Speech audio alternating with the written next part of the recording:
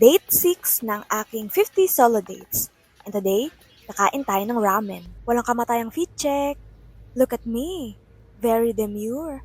Very cutesy. Very tita. Dalawang ramenan yung pinagpilian ko. Yung isa, mura lang. Yung isa, mahal. Pero dahil natikman ko na yung mura, at wala naman nagmamahal sa atin, doon tayo sa mahal.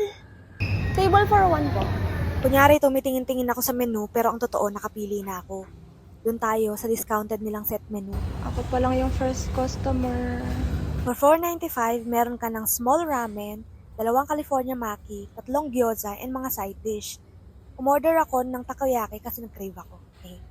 To be honest, medyo nabitin ako sa ramen nila. Tapos hindi ko masyadong bet yung lasa ng gyoza nila for some reason. Parang naaalatan ako. Naging food reviewer na nga si ate girl. O ito, last na. Yung Maki, okay din. All in all, kahit nabitin ako dun sa ramen, I enjoyed this day. Follow for date 7.